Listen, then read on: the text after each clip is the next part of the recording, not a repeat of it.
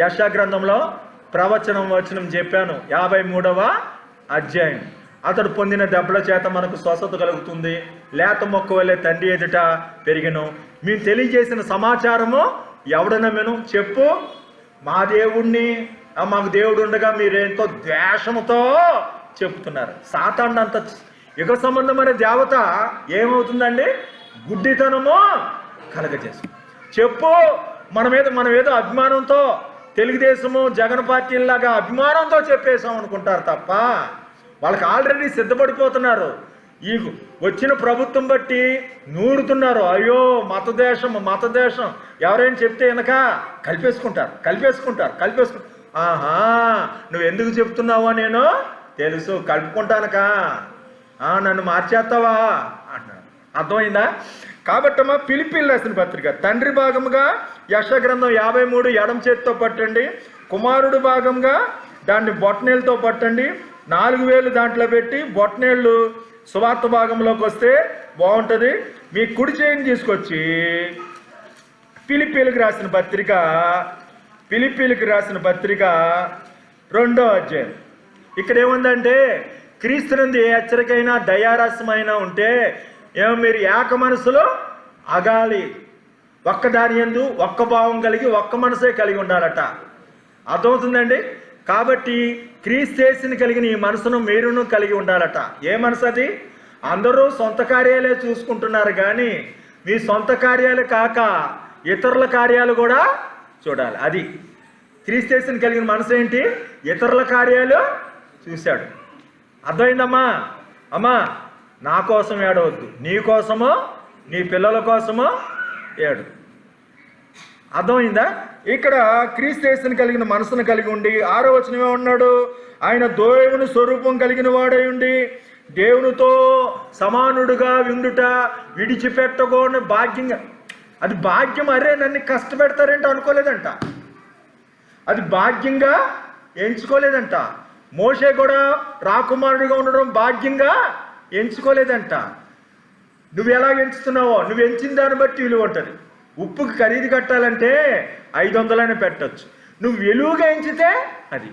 ఆవిడ లెక్క చేయలేదంటండి. రాకుమారుడు పదవి లెక్క చేయలేదు, దేవుడు పదవి కూడా ఆయన లెక్క చేయలేదు. భాగ్యంగా ఎంచుకోలేదంట.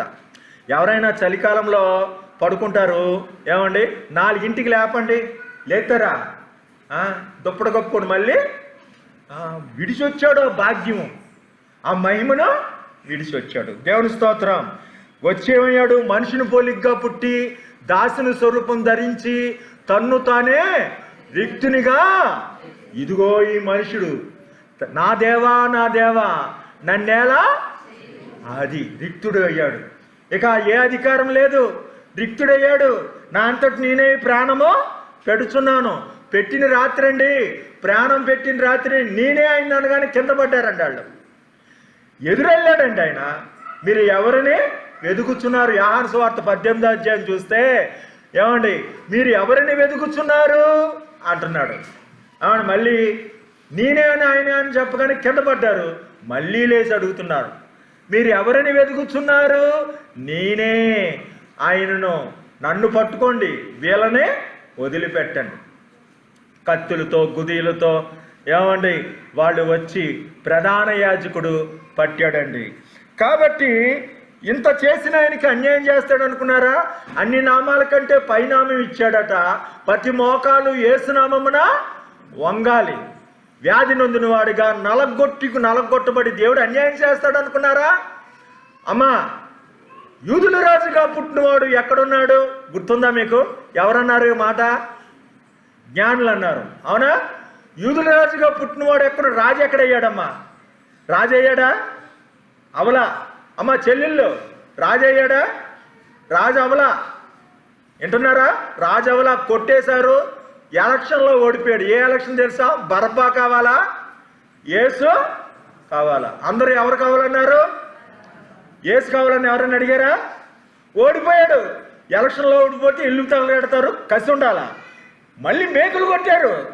అరే ఏలాడుతున్నాడు, ముళ్ళేశారు.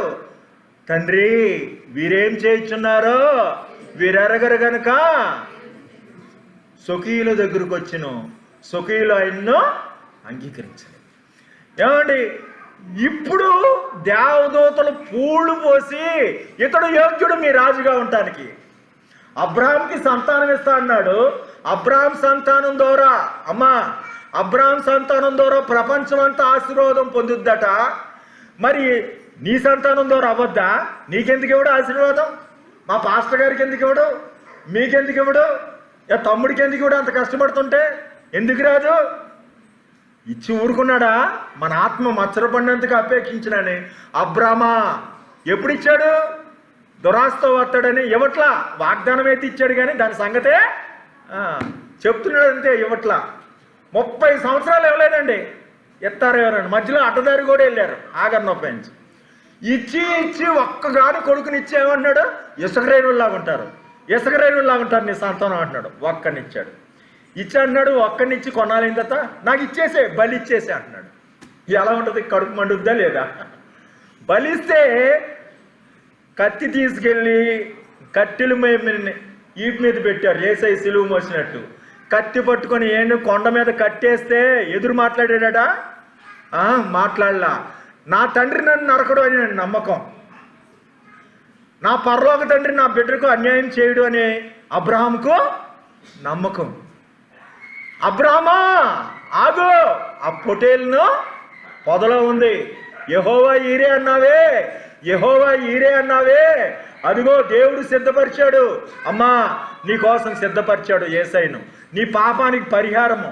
వేలాది నదులంతా ఇస్తార తైలం ఇచ్చినా చాలదు. అర్థమవుతుందా? అది అమూల్య రక్తం. ఎందుకని? ఆడామగా కలయకుండా వచ్చిన రక్తం సుమా. ఒకవేళ ఆడామగా కలయకుండా ఎవరికైనా పుట్టినా వాళ్ళ తర్వాత అయినా పాపులు అవుతారు. మచ్చ ముడత డాగు లేని కలంకమైన నిష్కలంకమైన లోక పాపములు మోయు దేవుని గొర్రెపిల్ల. అమ్మా, ఈయన నీ కోసం ప్రాణం పెట్టాడు. ఈ ప్రాణం పెట్టినందుకు ఇప్పుడు రాజు అవుతున్నాడు. అప్పుడు రాజు అవలా. ఎప్పుడు అవ్వాలి? వేవేల దేవదూతలతో రాబోతున్నాడు. అదే పాట, యేసు రాజుగా వచ్చుచున్నాడు, భూ లోకమంతా తెలుసుకుంటాది, ఈ లోకపు దేవతలంతా ఆయన ముందారా సాగిలపడి నమస్కరించి. ఊరికినిచ్చాడా? అబ్రాహాంకు ఊరికినిచ్చాడా? అయ్యో, కొడుకుని నరకాలి.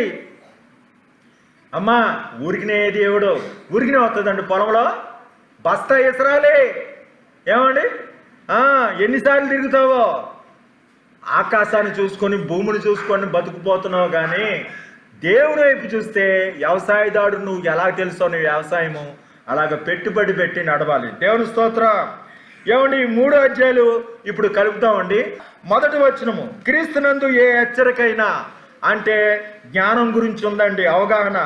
ఆది యందు వాక్యము వాక్యము వాక్యమని చాలాసార్లు ఉందండి 1వ వచనాల్లో.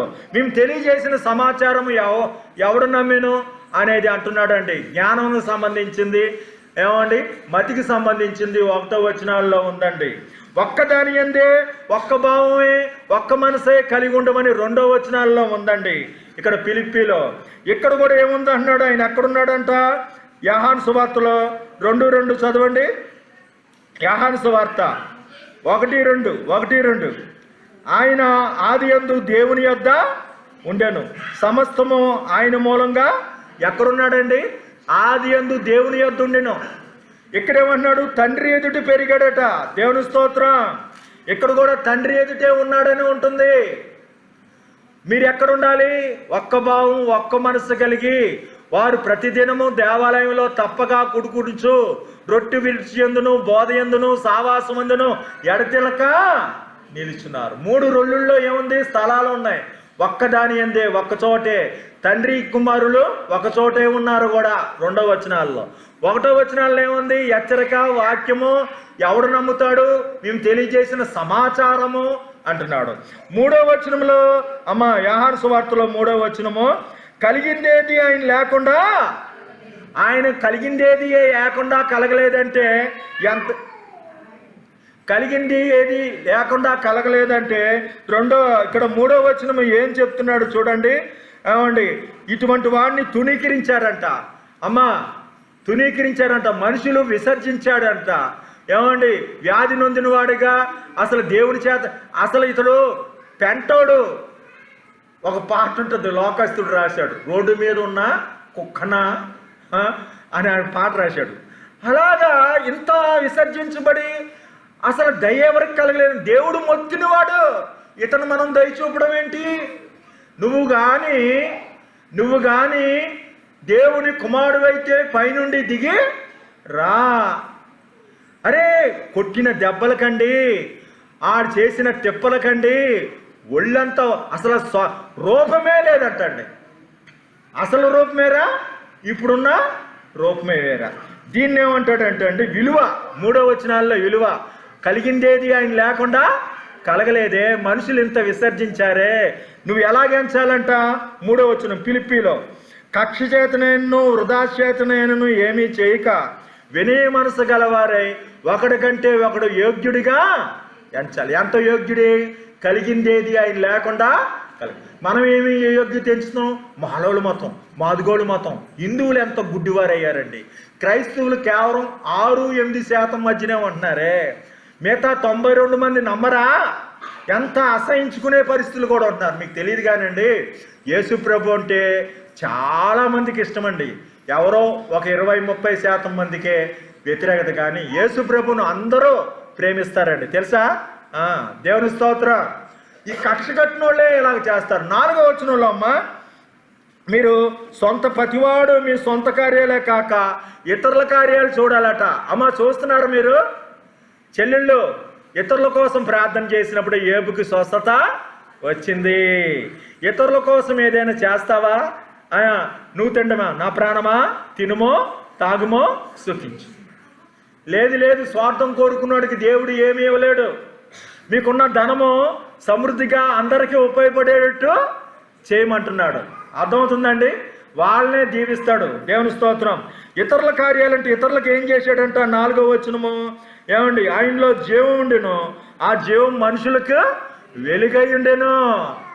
ఏమండి ఆయన జీవము వెలుగై ఉంది. జీవం లేకపోతే బ్రతకలేము, వెలుగు లేకపోతే బతకలేము. అదే ఇక్కడ 4వ వచనం క్లియర్గా చెప్పాడు. నిత్యముగా మన రోగములు భరించెను, మన వ్యసనములను వహించెను. ఆయన మొత్తబడి వానిగాను, దేవుని వలన బాధింపబడిన వానిగాను, శ్రమ నొందిన వానిగాను మనం అతన్ని ఎంచితిమి. ఏమ్మా, నిత్యముగా మన రోగాలు భరించాడంట, మనకు జీవం ఇచ్చాడంట, మనకు కలిగిందేది ఆయన లేకుండా కలగలేదంట. ఏమండి అటువంటి వాణ్ణి వదిలిపెట్టి మనం కూడా హెచ్చించుకుంటున్నాం. కాబట్టి క్రీస్తు నీ కోసం ప్రాణం పెట్టాడు కాబట్టి నువ్వు రుణస్థుడు. నువ్వు కూడా ఇతరుల కార్యాలు చూడాలి. వాళ్ళకి అడ్డుపెట్టి వచ్చి ప్రార్థన చేసి నీవు ప్రార్థన చేస్తే నువ్వు ఎందుకు చూడవు? ఎందుకు ఆలకించమంటే దుర్మార్గులు కట్టిన కట్లు నువ్వు ఇప్పాలి. అప్పుడు నీ కట్టు ఇప్పుతా. నువ్వు ఆశించింది ఇతరులకి పెట్టాలి. అప్పుడు ప్రార్థన చెయ్యి. ప్రభు అని వాడు పరలోక రాజ్యము శత్రువు ఎద్దైనా గాడిదైనా తప్పిపోతే తీసుకెళ్ళి చెప్పాలి. అటువంటి ధర్మశాస్త్రం గల దేవుడు. కనికరమే కోరుచున్నాను కానీ బలిని నువ్వు ఇతరుల ఏళ్ళ కనికరం లేకపోతే నేను కనికరం ఉన్నాను. మా ఏళ్ళ అపరాధం చేసిన వారిని మీరును క్షమించండి. ఇతరులను క్షమించి కనికరం ఉంటే మన పట్ల కూడా కనికరము. మీరు కనికరం కలిగి ఉండండి, మీ ప్రార్థనలు కూడా అంగీకరిస్తాడు. దేవుని స్తోత్రం. అమ్మ ఇక్కడ 4వ వచనాల్లో ఈ రకంగా ఉంటే 5వ వచనంలో ఏమన్నాడు? క్రీస్తు కలిగిన ఈ మనసును మీరును. అమ్మ ఉంటుందా? చెల్లుళ్ళు కదా, ఏసై చెల్లుళ్ళు కదా, ఏసై కుమార్తెలు కదా, ఏసై స్నేహితురాలు కదా. మనం రూపాంతరంలోకి వెళ్ళాలట. మరి మారారా మనం? అమ్మ ఎలాగ మారాలి? కలిగి ఉండాలంటే ఇక్కడ ఏం కలుగుతుందో కలిగి ఉండుట అనేది ఇక్కడ కూడా క్లియర్గా ఉన్నది. మన అతిథులను బట్టి అతను గాయపరచబడిను, మన దోషాలను బట్టి నలగొట్టబడిను, మన సమాధానమైన శిక్ష అతని మీద పడిను. అతడు పొందిన దెబ్బల చేత మనకు స్వస్థత. మనం ఏం కలిగి ఉండాలి? క్రీస్తు కలిగిన ఈ మనసును కలిగి ఉండాలి. మరి ఇక్కడ ఏదో మనకు ఏం దొరుకుద్దో 5వ వచనం చూడండి. ఆ వెలుగు చీకటిలో ప్రకాశించుచున్నది కానీ చీకటిలో ప్రకాశిస్తుంది కానీ గ్రహించరట. మనం కలిగి ఉండాలి. చీకటి అయితే చీకటి వారం అయితే మునుపు చీకటి వారము, ఇప్పుడు రాజులైన యాజక సమూహము, దేవుని సొత్తుము, ఇప్పుడు కనికరింపబడిన వారము ఏమని విలువైన ప్రజలము. కాబట్టి ఆ వెలుగు మనలో ఉండాలి. మనం ఇతరుల కోసం ప్రాణం పెట్టబద్దులై ఉన్నాం. మీరు కూడా ఏమండి తునీకరించిన వారు కాక నా పేరే తెలియని వారు ఎంతోమంది ఉన్నారు. వారి దగ్గరికి వెళ్ళి మనం చెప్పాలి. సౌలా సౌలా నన్నేలా నువ్వెవడో ప్రభువా అంటున్నాడు. ఏవో భక్తి చేస్తున్నానని మోసపోతున్నాడు. నువ్వు పాస్టర్ గారిని తిడుతున్నాను నువ్వు అనుకో, ఎవరినో ఇబ్బంది పెడుతున్నానని నువ్వు అనుకో, ఎవరినో అనుకుంటావు. ఏమండి మిక్కిలి అడుక్కున్నోడికి కూడా నువ్వు ఆహారం పెట్టకపోవడం, నేను దాఖలు కొంటిని నువ్వు నాకు ఆహారము పాస్టర్కి ఇచ్చి 10,000 ఇచ్చి మందిరానికి ఇచ్చి అయ్యి ఇచ్చి ఒక పేదోడికి ఇవ్వకపోయినా మనల్ని దేవుడు నేరారోపణ చేసే పరిస్థితి కూడా ఉంది. కాబట్టి దయగలిగి నడవాలి. ఏమండి తీర్పు మించి కనికరం అతిశయపడద్దట. తీర్పు తీర్చివాడు తీర్పు చేతే నశిస్తాడు. పాత ధర్మశాస్త్రం చూసినప్పుడు అది అలా చేయొద్దు, ఇది కాదు, కనికరం కోరాలి. నువ్వు కనికరం గలవారు నువ్వు కూడా కనికరం పొందుతావు. 7వ వచనంలో రిపీట్ అవుతాయండి, 2 సార్లు వస్తాయి మాటలు. చూడండి 7వ వచనము, అతడు దౌర్జన్యం పొందెను, బాధపడినను, అతడు నోరు తెరవలేదు, వదక పెదాపడు గొర్రె పిల్లయు బొచ్చు కత్తిరించు వాని ఎదుట గొర్రెయు మౌనంగా. ఏమండి గొర్రె గొర్రె గొర్రె అని 2 సార్లు చెప్పాడా? ఇక్కడ కూడా 7వ తన్ను తాను రిక్తునిగా చేసుకొని తన్ను తాను అని రిపీట్ అయింది. వారు ఏంటో చెప్తున్నాడు, మనుషునిగా పోలికగా పుట్టి దాసుని స్వరూపము ధరించి తన్ను తాను అనేది రిపీటు. ఇక్కడ ఏంటి గొర్రె పిల్ల అని స్వభావం తెలిసింది. ఇక్కడ ఏంటో చెప్తున్నాడు యోహాను సువార్తలో 7వ వచనములో, అతడు మూలంగా అతడు విశ్వసించినట్లు అతడు వెలుగును గురించి సాక్ష్యం ఇచ్చుటకు సాక్షిగా, ఇతడు సాక్షి, అతడు గొర్రె, అతడు మనుషుని పోలికగా పుట్టాడు, తన్ను తాను సాక్ష్యం ఇచ్చుటకు సాక్షిగా 2 సార్లు వచ్చింది చూసుకోండి. సాక్ష్యం ఇచ్చుటకు సాక్షిగా, గొర్రె గొర్రె 2 సార్లు వచ్చింది, తన్ను తాను ఏమండి మనిషి. వారి స్వభావాలు 7వ వచనాల్లో ఉన్నాయి. 8వ వచనాల్లో ఏమంటున్నాడు చూడండి. 8వ వచనాల్లో, అన్యాయపు తీర్పు నొందిన వాడిగా అతడు కొనుక్కోబడిను, నా జనుల అతిక్రమను బట్టి మొత్తబడిను, సజీవుల భూమిలో ఉండి ఆయన అన్యాయం అవడం. ఇక్కడ కూడా యోహాను గురించి రాయబడింది. వచనం 8వ వచనం చూడండి, ఆయన వెలుగై ఉండలేదు కానీ ఆ వెలుగును గురించి సాక్ష్యం ఇచ్చుటకు నువ్వెవరమనంటే ఏమన్నాడు, ఆయన చెప్పులు వారి ఇప్పుటికి కూడా నేను యోగ్యుణ్ణి కాను, నేను ఒక శబ్దాన్ని మాత్రమే, నేను వెలుగును కాను. ఏమన్నాడు, నేను వెలుగును అన్నాడా? యోహాను అన్నాడా? మనమైతే ఆయన కుమారులమై మేము కూడా వెలుగు సంబంధాలమే అంటున్నాం, కానీ ఆయన శబ్దాన్ని నేను ఏమండి ఆయన చెప్పులు వారిపటానికి కూడా యోగ్యుణ్ణి అది త్యాగి అయ్యాడు. తాను ఏమండి ఎంత అడవుల్లో ఉండి తేనె తింటూ మిడతలో తాగి. మరి ఈ భక్తులందరూ ఇంత త్యాగం చేస్తే మనకు వచ్చింది. విలియం కేరీ గారు కొడుకు చచ్చిపోయినప్పుడు పాతి పెడతానికి ఎవరో రాకపోతే ఒక్కడే వెళ్ళి పాతి పెడితే భార్యకి మెంటలు వచ్చేసిందంట. ఎంత తునీకరించారేంటి, ఎంత వేలేస్తున్నారేంటి? మేము భక్తులం కదా, పాస్టర్ గారు అంటే చాలా మర్యాద. ఆయన ప్రింటింగ్ చేసిన ప్రింటింగ్ ప్రెస్ రాసినవన్నీ తగలాడిపోయిందంట. అమ్మా ఏం కీడు జరుగుతుందో బాధపడక, యేసయ్య నిన్ను వదిలిపెట్టివాడు కాడు, శత్రువు ఉన్నాడు. అర్థమైందా? మేలు కోసము సమస్తము సమకూడి శత్రువు ఉన్నాడు కదా, ఆ శత్రువుకి ఇరిచివేయడానికి కదా పాప పరిహారం చేస్తున్నాడు. ఆయన మార్గంలో నీతి ముందుగా వెళ్తుందట. దేవుని స్తోత్రం. కాబట్టి నీ పదములో నేను రక్షిస్తానికి సిద్ధపడి ఉన్నాడు. నువ్వు తొందరపడక, ఏ తెగులు నీ గుడారమో అపాయమేమి. ఈ వాగ్దానాలు ఉన్నాయి కనుక ఓర్పుతోనూ విశ్వాసంతోనూ వాగ్దానాలను స్వతంత్రించుకొని వారిని పోలి నిరీక్షణ లేని ఇతరుల వలె ఉండొద్దు.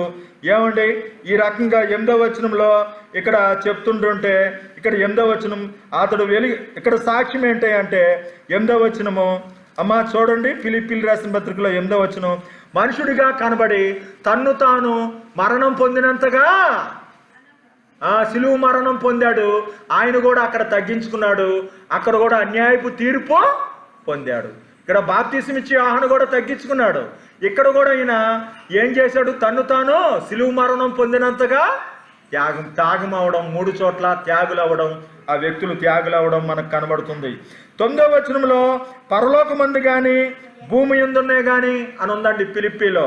ఇక్కడేముంది? పరలోకమందు భూమి యందంటే 9వ వచనం యోహాను సువార్తలో నిజమైన వెలుగుండును అది లోకములోనికి, ఇక్కడ లోకం వచ్చిందండి. చూసుకోండి, దేవుని స్తోత్రం. పరలోకమందు భూమి అంటే ఇక్కడ లోకం వచ్చింది. అర్థమైందా? సబ్జెక్టుకు వచ్చేసింది.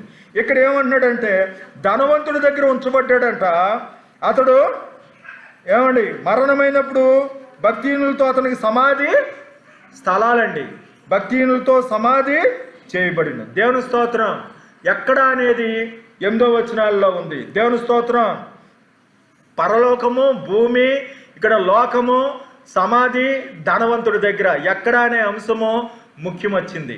అలాగే 9వ వచనాల్లో 8వ వచనాలు చెప్పాం కదా త్యాగం, 9వ వచనాల్లో స్థలాలు చెప్పాం కదా. 10వ వచనంలో చూడండి ఏమవుతుందంటే అతడు నలగొట్టుట యెహోవాకు ఇష్టమైనను అతనికి వ్యాధి కలగజేసెను. అతడు తను తాను అపరాధ పరిహారార్థ బలి చేయగా సంతానము చేయును, సంతానం చూచును, దీర్ఘాయుష్మంతుడుగా ఉండును. యెహోవా ఉద్దేశం అతని వలన సఫలత అండి. దేవుని స్తోత్రం. ఎందుకంటే ఒక దేవుడు ప్రణాళిక ఉందమ్మా. నువ్వు కాలు ఇరగొడతాడో ఏం చేస్తాడో కానీ అతడు ప్రణాళికను అతను నెరవేరుస్తాడు. నువ్వు ఏడ్చినా సరే దేవుడు నేను సేకరించిన వారందరినీ సేకరించాను. శిక్షించిన కుమారుడు ఎవడు? శిక్షలో పారిపొందకపోతే మీరు కుమారులు కుమార్తెలు కారు, దుర్బీజులే, బయటోళ్ళు అవుతారు.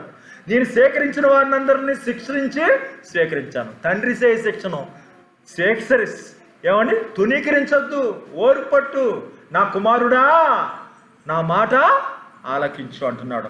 కాబట్టి తండ్రి ఉద్దేశము ఏమండి? ఆయన చనిపోవాలి. క్రీస్తులో సమస్తము ఆయన సమకూర్చుకుంటున్నాడు. అధికారులైనా ఉన్నవైనా దేవదూతలైనా సమస్తాన్ని క్రీస్తులో సమకూర్చుకోవడం ఆది అందే ప్రాణి వేశాడు ఆయన. దేవుని స్తోత్రం. అదే ఇక్కడ చెప్తాడు. ఇక్కడ ఏంటండి? ప్రతివాణిడు మోకాలు యేసు నామమున వంగును. అది దేవుడి ఉద్దేశం, దేవుడి చిత్తం. ప్రతి మోకాలు నా తోడు. ఏ తోడు? ఏ తోడు? నా తోడు అన్నాడంటే ఏంటో అని తెలుసా అండి? ఇంక మాటల ఎక్కడా ఉండదు, తక్కువ వాడే మాట. నా తోడు ప్రతి మోకాలు యేసునామమున, వాడు ఎంత తోడైనా కాగాక, రాధా మనోహర్ దాస్ కావచ్చు, ఇంకోళ్ళు ఎవరైనా కావచ్చు, ఎంత కరుడు కట్టాడు. ప్రతి మోకాలు యేసునామమున, పుట్టిన ప్రతి మోకాలు యేసునామమున వంగున. అది ఉద్దేశం. అందుగురించే అతడు బాధ అనిపించిన శిక్ష పెట్టి యెహోవా ఉద్దేశం అక్కడ నెరవేర్చాడు. కానీ ఇక్కడ 10వ వచనము ఆయన లోకములో ఉండెను, లోకం ఆయన మూలం కలిగిను, లోకమును ఆయన ఉద్దేశం ఇంకా తెలుసుకోలేదంటండి. 12వ వచనంలో మీ సొంత రక్షణ కొనసాగించుకోడంటే ఇక్కడ సొంత వారు ఏంటంటే యేసుక్రీస్తునందు మీరు దేవుని విశ్వాసం వలన దేవుని పిల్లలు అవుతున్నారు. దేవుని సొంతం అనేది ఇక్కడ సొంతం. 12వ వచనంలో గొప్పవారితో అతనికి పాలు విభజించుతను, గనులతో పాటు అతనికి కొల్ల సొమ్ము ఏమండి మనల్ని సొంతం చేసుకున్నాం, మనకు స్వాస్థ్యాలు ఇవ్వడం. దేవుని స్తోత్రం. కాబట్టి 11వ వచనం ఉంది. 11వ వచనంలో ఏముందో తెలుసండి? అతడు తనకు కలిగిన వేదన చూసి తృప్తి నందును, నీతిమంతుడైన నా సేవకుడు జనుల దోషం భరించి తనకున్న అనుజ్ఞానం చేత అనేకులు నిర్దోషులుగా ఇంత కష్టపడినందుకు యేసయ్య కూడా తృప్తి పొందేటట్టు చేశాడట. దేవుని స్తోత్రం. అన్ని నామాల కంటే పైనామంగా ఆయనకి ఇచ్చాడు. యేసును ప్రభువుగా ఒప్పుకోవాలి. ఏమండి క్రిస్మస్ వచనంలో ఏముంటుందండి? దావీదు పట్నం నుండి రక్షకుడు మీ కొరకు పుట్టి ఉన్నాడు, ఈయన ప్రభు అయిన క్రీస్తు అని 11వ వచనం అంటే అక్కడ కూడా కలుస్తుంది ఇది. ఏమని? యేసు క్రీస్తును ప్రభువుగా ఒప్పుకోవాలంట. ప్రతి నాలుక ఒప్పుకోవడం అంటే సంతకం చేయడం మాట అండి. ఒప్పుకోవడం అంటే నాలుగుతో, ఎందుకని? అందుగురించి నాలుగుతో ఒప్పుకోమని క్లియర్గా ఇచ్చాడు కొరింథీయుల్లో. సంతకం. మీ పట్టాలు లేకపోతే నేను 30 లక్షలు బట్టి మీ ఇల్లు కొట్టుకున్నా, పట్టా లేకపోతే అది మీదే, నాది కాదు. మీరు పట్టా రాసి ఇవ్వాలి. అర్థమైందా? ఈ 4తో 3 సార్లు అబద్ధం ఆడాడు పేతురు. నేను ఎరగనంటే మళ్ళీ నన్ను ప్రేమించున్నావా అని అందుకే అడిగాడు. ఆ పాత పట్టాలు కొట్టేశాడు. రాకపోతే ఇతడు నరకానికి కూడా వెళ్ళాలి. కాబట్టి అండి ఈ రీతిగా 11వ వచనం చూస్తే ఇక్కడ ఆయన తను స్వకీయుల యొద్దకు వచ్చును, స్వకీయులు ఆయనను అంగీకరించలేదు. దేవుని స్తోత్రం. అంగీకరించటమ్మా, ప్రతి నాలుక యేసును ప్రభువుగా అంగీకరించాలి. ఇక్కడ యేసయ్య కూడా అంగీకరించాడట. నువ్వు నన్ను అలా కొట్టడం మంచిదే, తృప్తి పొందాడట. ఉందా లేదా? చూడండి 11వ వచనంలో, అతడు తనకు కలిగిన వేదన చూసి తృప్తి పొందెను. నీతిమంతుడైన నా సేవకుడు అనేకుల దోషములు భరించి తృప్తి పొందాడు. ప్రతి నాలుక యేసును ప్రభువుగా అంగీకరించాడు. ఆయన ఒప్పుకున్నాడు, ప్రజలు ఒప్పుకుంటారు. ఏమండి, ఇక్కడ కూడా ఏమంటున్నాడు? తెలుసుకొనుట, అంగీకరించలేదు అంటున్నాడు. కాబట్టి అంగీకరించేటట్టు మనం ప్రార్థన చేద్దామా? దేవుని స్తోత్రం.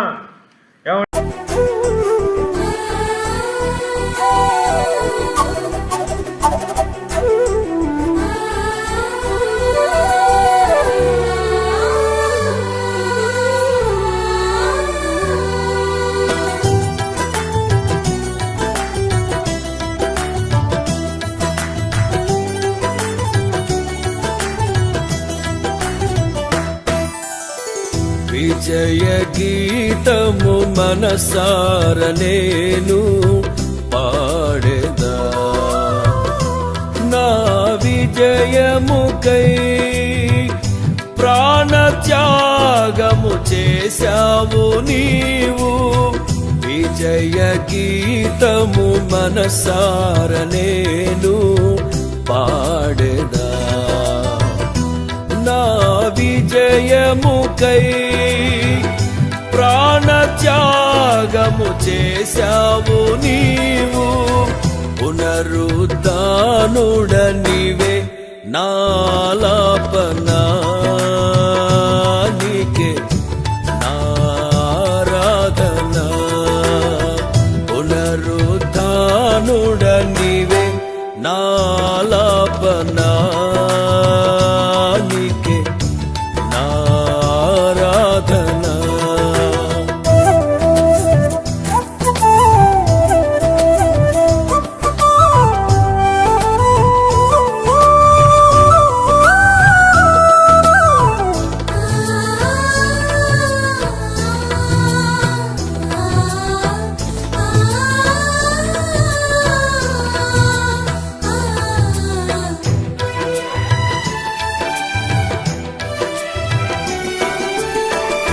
ఉన్నతమైన నీ ఉపదేశము నా నిత్య జీవముకే పుటము వేసితివే, నీ రూపము చూడనాలో.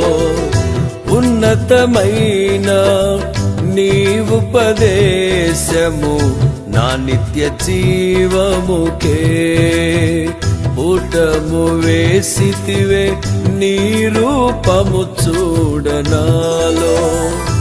యేసయ్యా నీ తీర్మానమే నన్ను నిలిపినది, నీ ఉత్తమమైన సంఘములో. యేసయ్యా నీ తీర్మానమే నన్ను నిలిపినది, నీ ఉత్తమమైన సంఘములో. విజయ గీతము మనసార నేను పాడెదా, నా విజయముకై ప్రాణత్యాగము చేశావు నీవు. పునరుద్ధానుడ నీవు నాలాపనా, నీకే నారాధనా.